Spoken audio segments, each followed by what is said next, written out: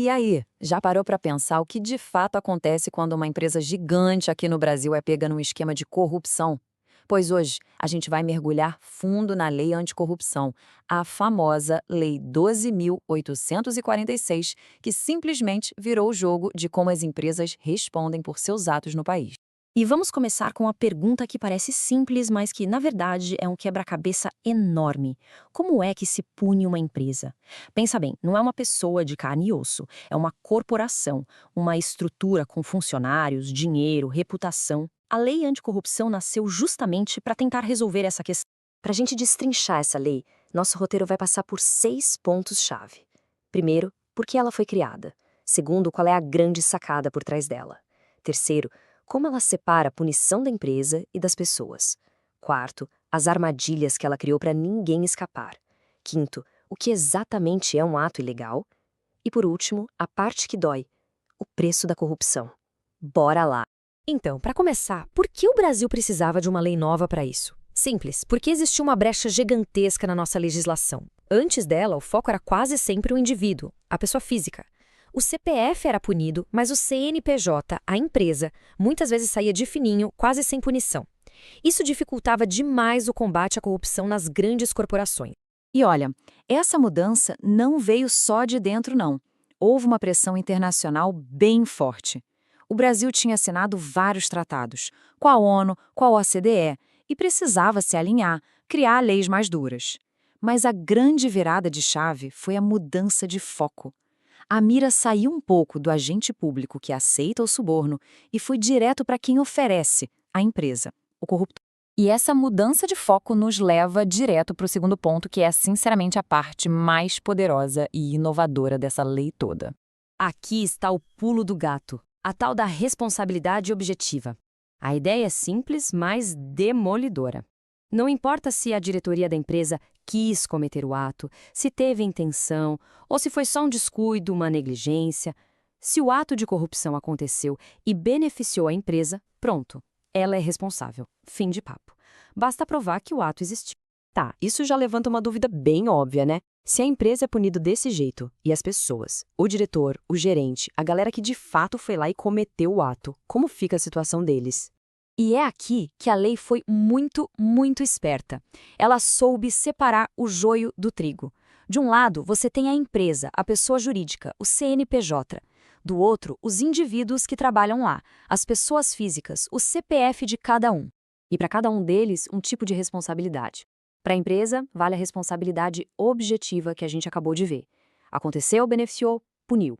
Mas para os diretores, a coisa muda. A responsabilidade deles é subjetiva. Ou seja, para punir o indivíduo, você precisa provar a culpa pessoal dele. Isso cria uma situação interessante. A empresa pode ser condenada, mas um diretor específico ser absolvido se não ficar provado que ele teve culpa no cartório. E a lei deixa isso aqui bem claro, preto no branco. Uma coisa não anula a outra. A punição da empresa não livra a cara de ninguém. Os processos correm em paralelo. Então não adianta a empresa vir com aquela desculpa de mas o gerente que fez isso já foi demitido. Não cola. A responsabilidade da empresa continua lá intacta. Certo, mas e se a empresa tentar ser mais esperta que a lei? Tentar aquela manobra clássica de mudar de nome, fazer uma fusão com outra companhia ou ser vendida só para fugir da punição? Pois é, a lei já previu essa malandragem. Olha só como funciona. Digamos que a empresa A cometeu um ato de corrupção. Depois, ela se funde com a empresa B. Adivinha? A responsabilidade pela multa e por consertar o estrago passa inteirinha para a nova empresa. A dívida acompanha o CNPJ, não importa a maquiagem que façam nele. E mais, a empresa-mãe e as subsidiárias também podem entrar na dança e pagar a conta. Resumindo, não tem para onde correr.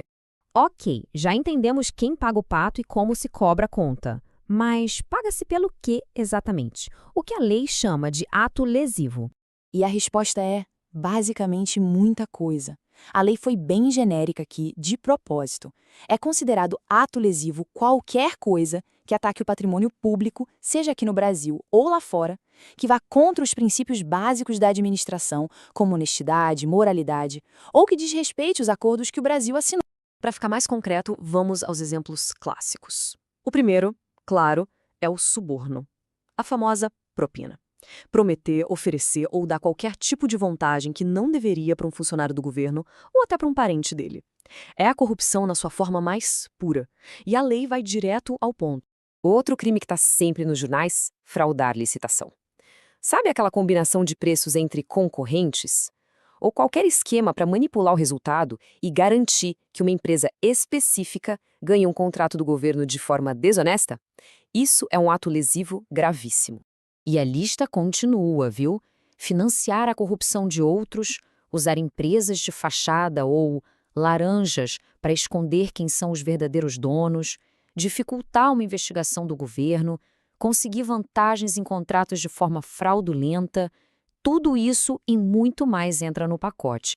E agora a gente chega na parte que realmente dói no bolso e na reputação das empresas: as punições. Quando uma empresa é pega, a pancada vem de dois lados diferentes, na esfera administrativa e na judicial. Vamos começar pela parte administrativa.